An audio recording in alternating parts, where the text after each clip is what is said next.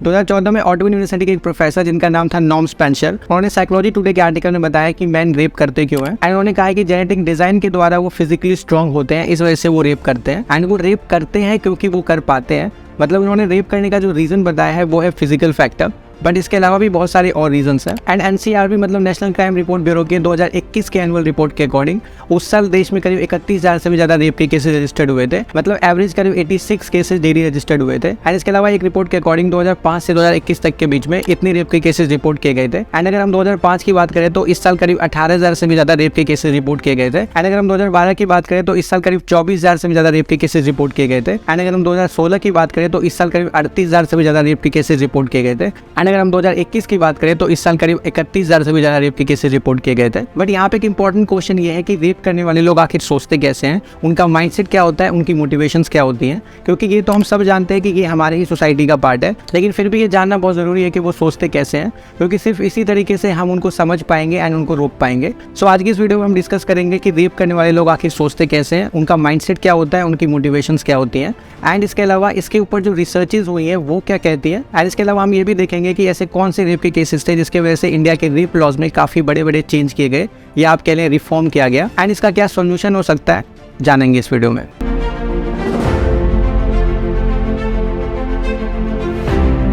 दिसंबर 2012 में एक लड़की जो एक फिजियोथेरेपी इंटर्न थी, जब इनका गैंग रेप किया गया तो इस घटना ने उस टाइम पूरे देश को एक तरीके से बदलने पे मजबूर कर दिया था। एंड उसी टाइम नॉर्थ वेल्स में एक महिला क्लिनिकल साइकोलॉजी में अपनी मास्टर्स डिग्री कंप्लीट कर रही थी, जिनका नाम है मधुमिता पांडे। एंड इस घटना के 3 महीने बाद मतलब मार्च 2013 में उन्होंने 100 से भी ज्यादा कन्विक्टेड रेपिस्ट से बात करने की परमिशन के लिए अप्लाई किया। एंड जब वो 22 साल की थी तब वो न्यू दिल्ली के तिहाड़ जेल में रेप कन्विक्ट से बात करने के लिए पहुंची। एंड 2013 से मधुमिता पांडे ने करीब 100 से भी ज्यादा रेप कन्विक्ट से बात की। एंड उन्होंने कहा कि उनमें से बहुत सारे जो कन्विक्ट थे, मतलब उनमें से बहुत सारे जो दोषी थे वो अनएजुकेटेड थे, मतलब पढ़े लिखे नहीं थे। एंड बहुत सारे कन्विक्ट्स ऐसे थे जो प्राइमरी स्कूल ड्रॉप आउट थे। एंड बहुत सारे ऐसे कन्विक्ट्स थे जो हाई स्कूल ग्रेजुएट थे। एंड उन्होंने कहा कि जब मैं रिसर्च करने के लिए पहुंची तब मुझे यकीन था कि ये लोग मॉन्स्टर्स हैं, मतलब राक्षस हैं।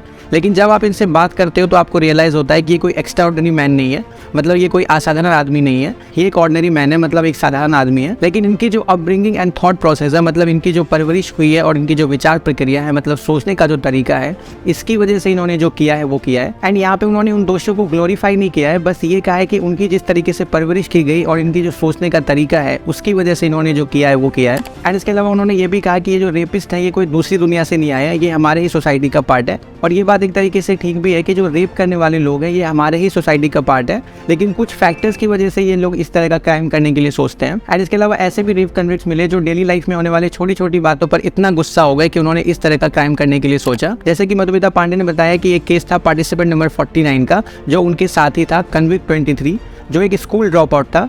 एंड 2010 में इसे जेल भेज दिया गया क्योंकि इसने एक 5 साल की बच्ची का रेप किया था। एंड जब उससे पूछा गया कि उसने ऐसा क्यों किया तो उसने कहा कि जब वो काम कर रहा था तो वो बेगर लड़की, मतलब भीख मांगने वाली लड़की उसे उकसा रही थी एंड उसको सबक सिखाने के लिए उसने उसके साथ ऐसा किया। एंड इसके अलावा ये भी बताया गया कि पार्टिसिपेंट नंबर 49 अपनी गलतियों का पश्चाताप कर रहा था। और उसने कहा कि जब वो जेल से छूटेगा तो वो उस लड़की से शादी भी करना चाहता था, क्योंकि उसने उसकी जिंदगी बर्बाद कर दी एंड कोई भी अब उससे शादी नहीं करेगा क्योंकि अब वो वर्जिन नहीं है। सो इस तरीके के रेप कन्विक्ट्स के बारे में जानने के बाद आप कह सकते हो कि रेप करने का जो रीजन है वो एक साइकोलॉजिकल फैक्टर भी है। एंड इसके अलावा मधुमिता पांडे ने कहा कि मेरे एक्सपीरियंस में उसमें से बहुत सारे पुरुष को ये रियलाइज ही नहीं था कि उन्होंने जो किया है वो रेप है, क्योंकि वो समझते ही नहीं है कि कंसेंट होता क्या है। एंड इसके अलावा 2019 के Hyderabad rape and murder case के बाद एक रिपोर्ट ने कहा कि स्टडी से पता चला है कि रेप एक बिहेवियरल क्राइम है, मतलब एक व्यवहारिक अपराध है, और ये सिर्फ सेक्स के लिए नहीं है बल्कि ये बहुत ही हॉरिबल तरीके से किया गया एक एक्ट ऑफ वायलेंस है। एंड उसी रिपोर्ट ने यह भी कहा कि रिसर्च से पता चला है कि ज्यादातर rapist psychological traits and anti social personality disorders दिखाते हैं। सो अभी तक हमने जितने भी रिसर्च के बारे में बात की है उसमें रेप करने के 3 रीजंस निकल के आए हैं। पहला, नॉर्म स्पेंसर के अकॉर्डिंग फिजिकल फैक्टर, क्योंकि वो जेनेटिक डिजाइन के द्वारा फिजिकली स्ट्रॉन्ग होते हैं, इस वजह से वो रेप करते हैं। दूसरा, मधुमिता पांडे के अकॉर्डिंग उनकी अपब्रिंगिंग, मतलब उनकी जो परवरिश हुई है वो जिस तरीके से हुई है उसकी वजह से वो इस तरह का क्राइम करने के लिए सोचते हैं। एंड तीसरा, मधुमिता पांडे के अकॉर्डिंग वो अनएजुकेटेड होते हैं, मतलब पढ़े लिखे नहीं होते। जैसा कि रिपोर्ट में बताया गया कि बहुत सारे जो रेप कन्विक्ट्स थे वो प्राइमरी स्कूल ड्रॉप आउट थे, मतलब उनके पास इतनी एजुकेशन ही नहीं है कि वो समझ पाए कि कंसेंट होता क्या है, एंड उनको रियलाइज ही नहीं है कि उन्होंने कितना बड़ा क्राइम किया है। सो ये तो रीजंस। अब बात करते हैं कि कितने टाइप के रेपिस्ट होते हैं, मतलब कितने तरह के रेपिस्ट होते हैं।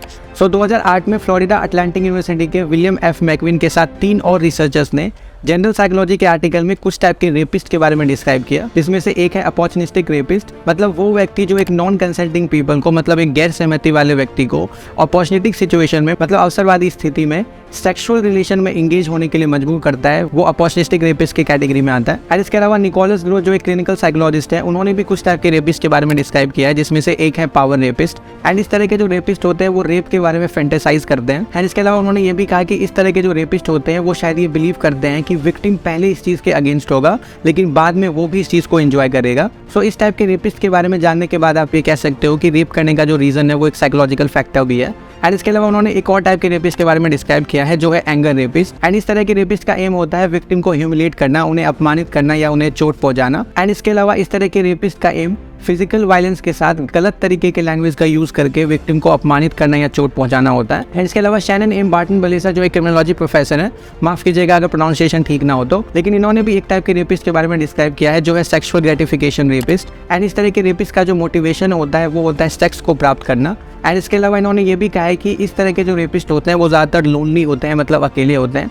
एंड आप इसे ऐसे भी समझ सकते हो कि इस तरह के जो रेपिस्ट होते हैं इनकी सेक्सुअल डिजायर्स पूरी ना होने के कारण वो इस तरह का क्राइम करने के लिए सोचते हैं। एंड इसके अलावा 1992 में एक ऐसी घटना हुई थी जिसने सबको शॉक कर दिया था। साल 1992 में राजस्थान में करीब 250 गर्ल्स का रेप एंड उनको ब्लैकमेल किया गया था। तो अब बात करते हैं कि ऐसे कौन से रेप के केसेस हुए जिसकी वजह से इंडिया के रेप लॉज में काफी बड़े बड़े चेंजेस किए गए या आपके लिए रिफॉर्म किया गया। तो 1972 मथुरा रेप केस के बाद इंडिया के रेप लॉज में काफी बड़े बड़े चेंजेस किए गए या आपके लिए रिफॉर्म किया गया, जिसमें से कुछ रिफॉर्म इस तरीके से है। सो पहला रिफॉर्म ये था कि अगर कोई महिला कहती है कि उसने सेक्सुअल इंटरकॉर्स के लिए अपनी कंसेंट नहीं दी थी या अपनी सहमति नहीं दी थी या आप कह लें अपनी परमिशन नहीं दी थी, तो कोर्ट को ये प्रिज्यूम करना पड़ेगा कि वो महिला सच बोल रही है। एंड इसके अलावा इस रेप केस के बाद कस्टोडियल रेप केस टर्म को भी स्टैब्लिश किया गया। एंड रेप केस में हमेशा से विक्टिम पर ये रिस्पॉन्सिबिलिटी थी कि वो प्रूफ लाए या जनरेट करे कि उसके साथ अन्याय हुआ है। लेकिन 1983 के बाद इसे बिल्कुल ही बदल दिया गया, from accuser to the accused. अब एक्यूज को प्रूफ लाने पड़ते हैं और प्रूफ करना पड़ता है कि वो दोषी नहीं है। एंड इसके अलावा इस रेप केस के बाद रेप केसेस में कैमरा ट्रायल्स को मैंडेटरी किया गया। एंड इसके अलावा विक्टिम के रियल नेम मतलब असली नाम को आइडेंटिफाई करने या यूज करने पर बैन लगा दिया गया। एंड इसी लॉ की वजह से या आपके लिए रिफॉर्म की वजह से जब निर्भया केस आया था तो इसमें भी विक्टिम का असली नाम नहीं बताया गया था, सिर्फ इस लॉ की वजह से। बट यहाँ पे एक इंपॉर्टेंट क्वेश्चन ये है कि इसका सॉल्यूशन क्या है। तो पहला है एक सही तरीके की अपब्रिंगिंग। जैसा मधुमिता पांडे के अकॉर्डिंग बहुत सारे जो रेप कन्विक्ट्स थे उनकी अपब्रिंगिंग सही से नहीं हुई थी, जिसकी वजह से उन्होंने इस तरह का क्राइम करने के लिए सोचा। एंड दूसरा है एजुकेशन। अगेन मधुमिता पांडे के रिपोर्ट के अकॉर्डिंग बहुत सारे जो रेप कन्विक्ट्स थे वो प्राइमरी स्कूल ड्रॉप आउट थे, मतलब उनके पास इतनी एजुकेशन ही नहीं है कि वो समझ पाए कि वो कितना बड़ा क्राइम कर रहे हैं। एंड उनको ये समझ ही नहीं है कि कंसेंट होता क्या है। एंड एजुकेशन में भी सेक्स एजुकेशन देना बहुत इंपॉर्टेंट है, ताकि वो कंसेंशुअल सेक्स मतलब सहमति से sex and non consensual sex मतलब सहमति के बिना सेक्स, इसके बीच में डिफरेंस को समझ पाए। एंड इसके अलावा और क्या सोल्यूशन हो सकते हैं एंड आपके क्या पॉइंट ऑफ व्यू है इसके ऊपर कमेंट सेक्शन में जरूर बताएं। So on this note, thank you so much for watching this video. अगर आपको ये वीडियो अच्छी लगी तो प्लीज चैनल को सब्सक्राइब करें एंड हमें सपोर्ट करें ताकि हम इस तरह का कंटेंट और ज्यादा बना पाए। एंड रेप केसेस के ऊपर 2-3 आर्टिकल डिस्क्रिप्शन में आप उन्हें भी पढ़ सकते हो। एंड मिलते हैं आपसे नेक्स्ट वीडियो में। Till then